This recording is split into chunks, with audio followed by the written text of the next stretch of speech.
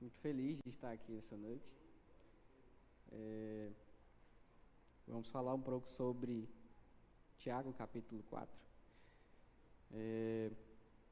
Todo esse contexto de oração que nós estamos fazendo e das leituras que nós estamos fazendo dessas cartas, né, desde Hebreus, tem um sentido muito importante para nós que somos cristãos, justamente para entendermos qual que é o sentido de prática de vida cristã que nós temos que ter. Por que eu falo isso? Nós temos que situar no contexto em que esses escritores escreveram essas cartas para que a gente entenda qual que é o tipo de mensagem que eles queriam transmitir. Tanto o escritor aos Hebreus quanto Tiago, eles traziam cartas especificamente para os judeus cristãos, né? Os judeus que se reuniam em sinagogas. Inclusive ele vai usar esse termo sinagogas, e é por isso que os doutrinadores, os teólogos acreditam que era justamente específico para os cristãos judeus. E ele vai usar diversos termos que são familiarizados na doutrina judaica, a doutrina judaica que não acredita no Cristo, mas esses são os judeus que se converteram então ao cristianismo, se converteram à crença no Filho de Jesus, no Filho do Pai, que é Jesus Cristo. Então, quando Tiago vai escrever essa carta, ele escreve por volta ali de 50 e 60 depois de Cristo, né? Os pesquisadores não têm o ano preciso, mas é por volta dessa época ele vai escrever isso. E acreditam também que Tiago, esse é o Tiago, irmão biológico de Jesus Cristo, até porque o outro Tiago, que era uma outra opção, era o filho de Zebedeu, só que na verdade ele morreu antes de 50 depois de Cristo, ele morreu por volta de 44 depois de Cristo. Então, a outra possibilidade que se tinha de ser outro Tiago aniquilou-se. Quem tentou, né, por exemplo, tentar levar para outra possibilidade, inclusive foi Lutero. Na Reforma, eles se perguntaram e realmente chegaram ao veredito de que esse Tiago, de fato, é o Tiago, irmão de Jesus Cristo. E muitos acreditam que ele fala com termos justamente para que os judeus cristãos consigam entender os ensinamentos de Cristo de uma forma muito melhor. E quando nós vamos propriamente para o conteúdo de Tiago 4, assim como todos os outros capítulos, nós vemos que ele traz uma ideia muito de contraposições, né, ou de oposições. Ele faz comparações e nós vamos ver durante o capítulo qual é o sentido dessas comparações e dessas oposições que ele usa nesses termos específicos. Os versos 1 e 2, ele fala e ele usa termos muito importantes, que é cobiçais, matais, invejais, e tem mais um termo que ele usa que é promover contendas. Na minha versão está escrito assim.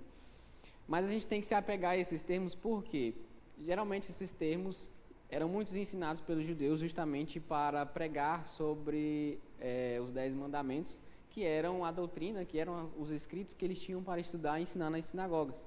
Então Tiago ele já começa usando esses termos justamente para dar uma ênfase no sentido daquilo que eles estavam praticando. Os judeus cristãos eles estavam com uma mente voltada justamente para as coisas que nós vamos denominar das coisas mundanas, as coisas do mundo. Então, quando nós vamos estudar já o começo, os primeiros versículos desse capítulo, ele começa falando justamente sobre práticas humanas voltadas ao ego humano, que é justamente aquilo que eles não deveriam fazer através da lei nos mandamentos, né? Então ele já começa a falar de onde vêm essas guerras, esses desentendimentos, se não das paixões que guerreiam dentro de vós. Então ele cita esse versículo e faz essa pergunta justamente com uma intenção de fazer os judeus cristãos refletirem sobre aquilo que estão dominando suas ações, sobre aquilo que estão dominando suas vontades e aquilo que eles estão buscando. Quando ele fala sobre cobiça, sobre inveja, sobre morte e que eles não conseguem ter tudo aquilo que eles cobiçam, ele começa a falar que eles começam a promover contendas e nada conquistam, né? Nada se conquistam por quê? Porque não pedis. Todavia tem uma posição que ele fala o seguinte: quando pedis e não recebeis é porque pedes com a motivação errada. O que Tiago queria dizer com isso? Ele começa a tratar sobre a motivação dos judeus cristãos e aquilo que eles estavam buscando, né? Nós não sabemos no sentido real, fato prático, aquilo que era que os judeus cristãos estavam fazendo, mas nós entendemos que a motivação, a forma como que eles buscavam era errada, porque eles buscavam crescimento, principalmente diante do povo, de forma errônea. Como? Eles geralmente pisavam nas pessoas, né? Nós vamos usar esses termos mais fáceis de entender. Então eram pessoas que faziam maldades, eram pessoas que praticavam mal justamente para conquistar aquilo que eles queriam no seu coração, dentro de suas paixões. Então ele fala simplesmente para esbanjardes em vossos prazeres. Esses prazeres que ele cita aqui não são de fato verdadeiramente os prazeres mais ilícitos. Ele fala de prazeres lícitos, como prazeres de comer, de negócios, de finanças, aquilo que agrada ao nosso coração, aquilo que agrada às nossas paixões. Todavia, como ele comenta, fazeis isso de forma que cobiça, fazeis isso de forma cobiçando, às vezes fazendo mal, às vezes matando, né? Então, quando ele cita esses termos, é justamente para eles entenderem, olha, o ponto de limite para vocês caminharem é de fato quando vocês começam a fazer as coisas certas pelas motivações erradas. E aí ele já faz uma exclamação no versículo 4, ele chama adúlteros. Não estáis cientes de que a amizade com o mundo é inimizade contra Deus? Ora, quem quer ser amigo do mundo torna-se inimigo de Deus. Qual que é o sentido prático deste versículo? Quando ele fala assim, amigos do mundo, é porque ele fala justamente do entendimento que os judeus cristãos tinham da sociedade de forma geral. Trazendo isso para nós hoje, qual que é esse sentido? É nós que estamos aqui dentro da igreja, estarmos buscando coisas que não são erradas, né? Por exemplo, conquistas numa área profissional, ou então conquistas numa área pessoal, ou então influência sobre determinada parcela da sociedade, não são coisas que são ruins, mas se isso se tornar a nossa prioridade, se nós amarmos isso, de fato nos tornaremos inimigos de Deus, porque esse tipo de pensamento é um pensamento do mundo.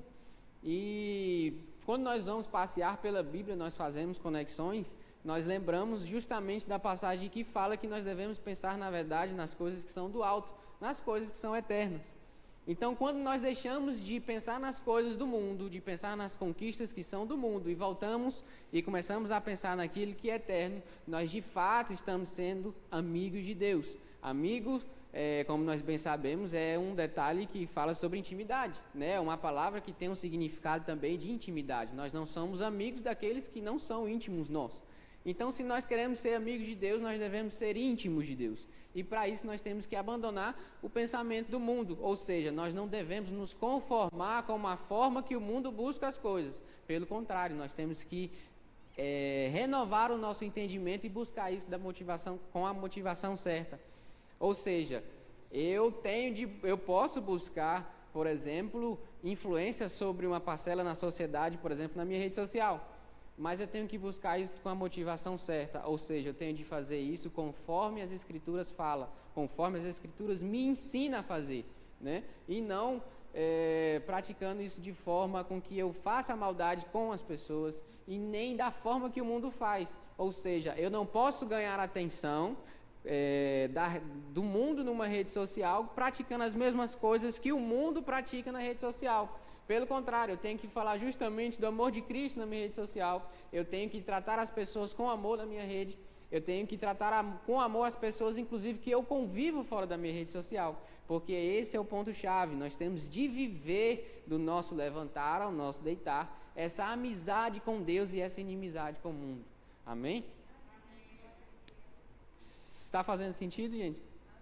Se estiver muito rápido, vocês falam, pausam, que eu explico de novo.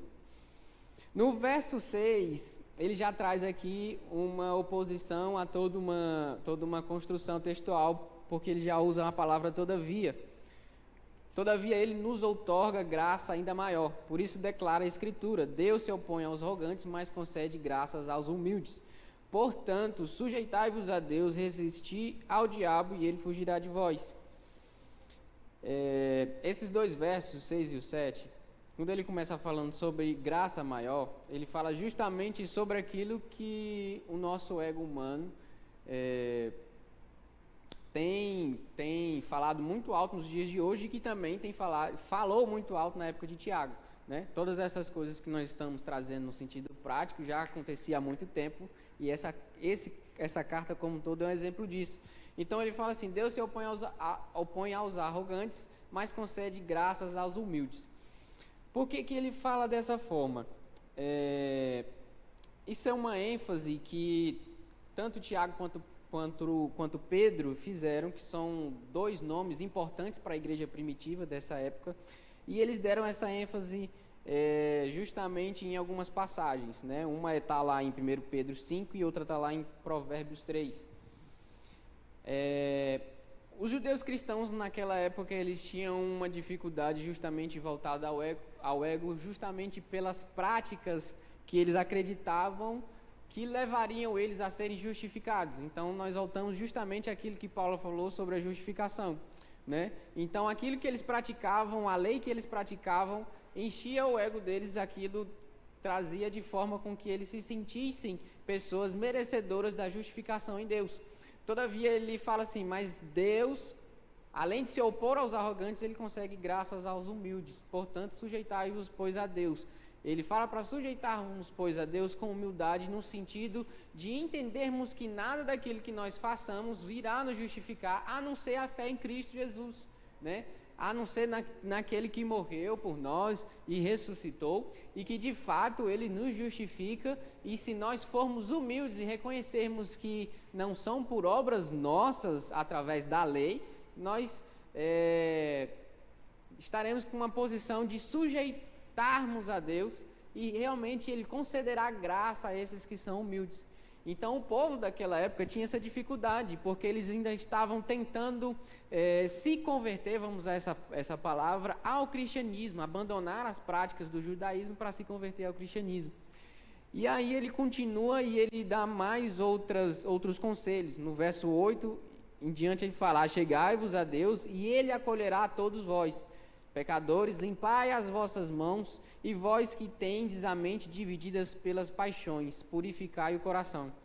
Essa parte final ela é muito interessante, porque Tiago fala de purificar o coração, que é justamente daquilo que nós já comentamos mais cedo, sobre o coração cheio de ego, sobre o nosso interior cheio de arrogância, e que fazia com que eles não cumprissem a lei mandamental de Cristo, que era amar a Deus acima de tudo e o próximo, né? Se nós dissermos que amamos a Deus e não amamos ao nosso próximo, na verdade nós somos mentirosos. E quem fala isso é João, lá na sua primeira carta, no capítulo 3, ele vai falar exatamente com essas palavras. Então, se eu digo que eu amo o meu irmão, mas na verdade eu sou arrogante, e para conquistar as minhas posições, os meus desejos e as minhas paixões, eu preciso fazer mal a ele, na verdade eu não amo a Deus.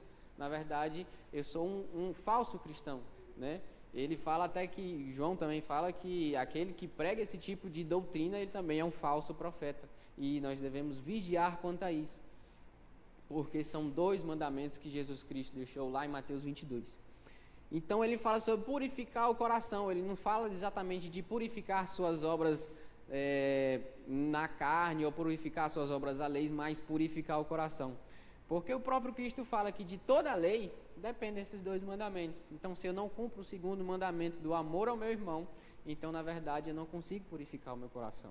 Amém?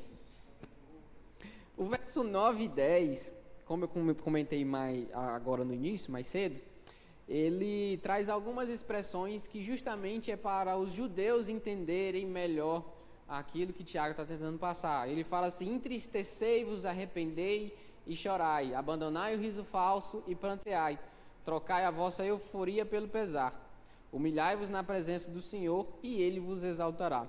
Por que ele usa essas palavras de entristecer, se arrepender, chorar, abandonar o riso fácil, né, e trocar isso para começar a prantear? Como a gente bem sabe, o sacerdote, ele se aproximava dos santos, né, no tabernáculo, e havia toda uma cerimônia. Então, quando ele ia no momento de lavar as mãos, ele começava a fazer uma alta reflexão daquilo tudo que ele já tinha feito de errado, ou seja, daquilo que ele tinha cometido de pecado.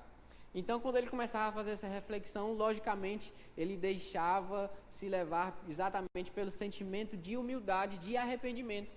Então, Tiago vira e fala para eles assim, ó, conforme o sacerdote fazia e se arrependia e ele chorava por aquilo que ele cometia na hora de fazer o ato do sacrifício, nós temos também de trocar todas essas sensações, essas emoções, essas paixões e começarmos a humilhar diante da presença do Senhor, porque de fato, se nós nos humilharmos, Ele nos exaltará para a glória dele mesmo, né? Porque Deus nos exalta não para a nossa própria glória, mas para a glória do Pai, para a glória do nosso Senhor Deus. Então, quando ele fala e ele usa esses termos, é justamente para os judeus cristãos entenderem, olha, prestem atenção, não é o fato de você entrar no templo, mas sim o fato de você se humilhar e dentro do seu coração, purificar o seu coração através desse momento de reflexão. Então, a gente percebe que esses pontos em que Tiago traz é justamente para uma ideia de conversão aos judeus, para eles largarem e abandonarem as práticas das obras da lei para começarem a praticar as obras de fé, né? Então, este é o ponto que ele começa a contrapor, ele começa a explicar de uma forma para eles entenderem que, na verdade, em vez deles praticarem obras da lei, tem que praticar obras da fé, obras de amor, as obras que Jesus Cristo próprio deixou para que eles fizessem. Outro ponto muito chave, muito importante, e que isso aconteceu demais nas igrejas primitivas, inclusive a gente vê diversos escritos, diversas cartas, que é a questão da comunhão com os irmãos, né, a comunhão com as pessoas, e a igreja primitiva ela tinha dificuldade até mesmo de receber aqueles que eram os pastores deles na época. Então, em determinado tempo, tanto Paulo como João fizeram discípulos, e muitos desses discípulos também enviavam cartas para essas igrejas, né? Alguns já são citados, inclusive, pela Bíblia, mas suas cartas, né, desses discípulos não foram colocados como canônicos, mas são livros autênticos, digamos assim, que são escritores como Inácio, né, Inácio de Antioquia, ele é um dos maiores exemplos que nós vemos. Tem outros exemplos, por exemplo, um dos discípulos de Paulo, que ele escreveu algumas cartas, ele escreveu ainda 4 cartas à igreja de Corinto, mas não foi utilizada como livro canônico na nossa Bíblia, mas são livros autênticos que são verdadeiros. E a temática de não julgar ou não falar dos irmãos, ou parar de falar mal dos irmãos, era muito contida nessas cartas. E a gente vê isso no exemplo prático aqui com Tiago. Ele fala assim: quem se opõe a falar contra algum irmão ou passa a julgar o seu irmão acaba protestando contra a lei e a julga também. Ora, se passas a julgar a lei, cessas de obedecê-la e assumis a posição de juiz. Um só é o legislador e juiz, aquele que pode salvar e aniquilar. Tu, no entanto, quem és para julgar o teu semelhante? Né? Quando ele trata dessa palavra aqui da lei, ele está falando justamente do mandamento de Jesus Cristo, né? Que ele fala que de toda a lei depende desses 2 mandamentos. Então, se ele começa a julgar a lei que Jesus Cristo deixou, e ele passa a falar mal do irmão, na verdade ele se opõe a esse 2º mandamento, né? Que é o primeiro, amar a Deus sobre todas as coisas, e o próximo, que é o 2º, como a ti mesmo. Então ele se opõe contra esse mandamento da lei, e ele passa a deixar de ser praticante dessa obra de fé, né? Dessa segunda obra, que é das obras da fé. Então ele começa a se perguntar se só um é o legislador, né? Que foi o que deixou essa lei, e que é o juiz, e que pode salvar e aniquilar tudo, que vai ser no juízo, vai aniquilar tudo no juízo. Quem tu és para julgar o teu irmão, né? Nós temos esse problema que não é somente da época de Tiago, né? Que é um problema que perdura durante toda a sociedade. Só que nós, como cristãos, nós temos que atingir um ápice de maturidade. E a maturidade nos leva a viver em unidade. Então, um cristão maduro, ele não se apega às suas paixões, né? No momento de convivência, de união, de comunhão. Porque, na verdade, Cristo nos deixou para viver em sentido de família, mas não o sentido de família terreno, porque é um sentido de família que, em algumas ocasiões, ele é quebrado, ele é deturpado, mas o sentido de vida, de família, divino, eterno. Que nós temos que olhar para quem? Para o exemplo que Jesus deixou através da Trindade, né? Entre o Pai, o Filho e o Espírito Santo. Eles vivem a si mesmos, são três em um só, vivem em unidade. Jesus Cristo, quando ele estava, antes de chegar na Galiléia, ele vira e fala, e ora e faz uma oração ao Pai, e ele fala: Pai, ajude-os, proteja-os, ensine-os, para que eles possam viver como um só, assim como eu sou um contigo.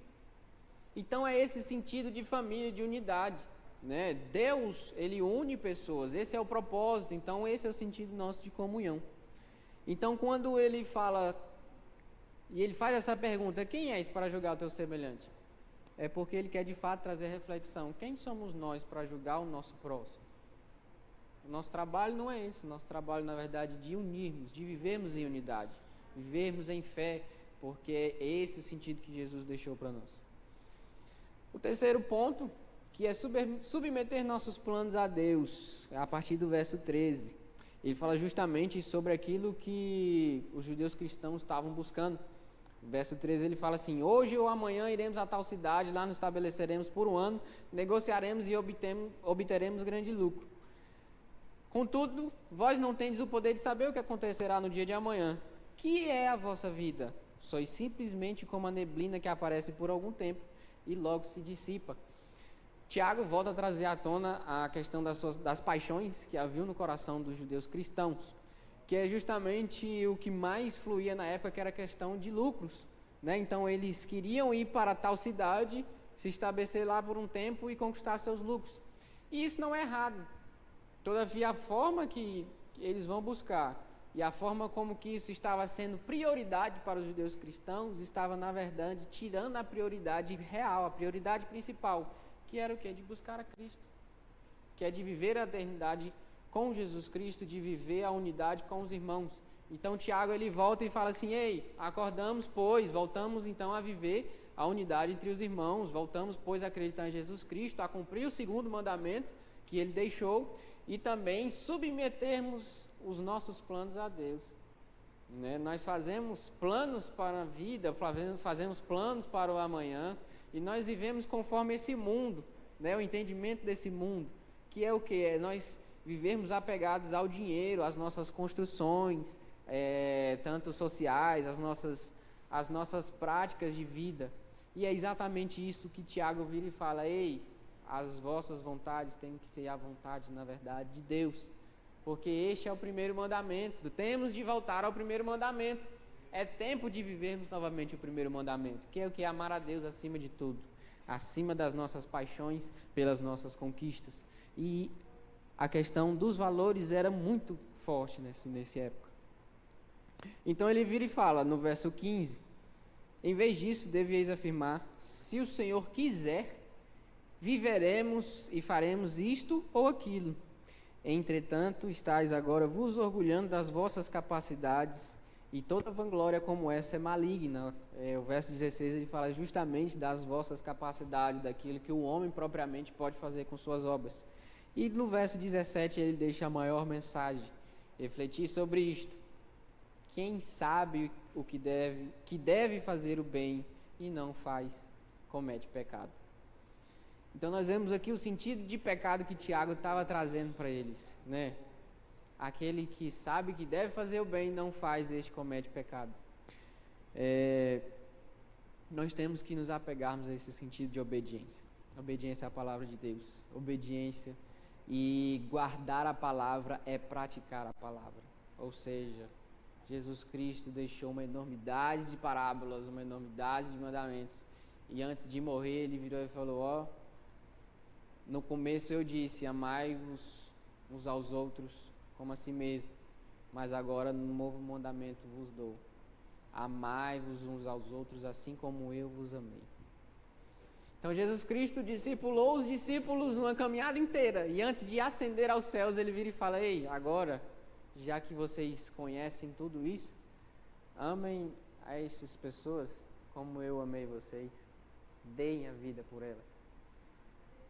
Né? Vivamos, pois, então, para conhecer a Deus, conhecer a Jesus Cristo, sermos discipulados para Ele, para finalmente sermos enviados para a missão que Ele trouxe a nós, que é amarmos as pessoas que estão nesse mundo, discipularmos pessoas, fazermos o ir de Jesus Cristo, e nós podemos fazer isso em qualquer momento, em qualquer lugar que nós estamos, e nós temos que voltarmos para essas vontades, que é a vontade do Pai, que é a vontade de Deus para nós e para a nossa vida.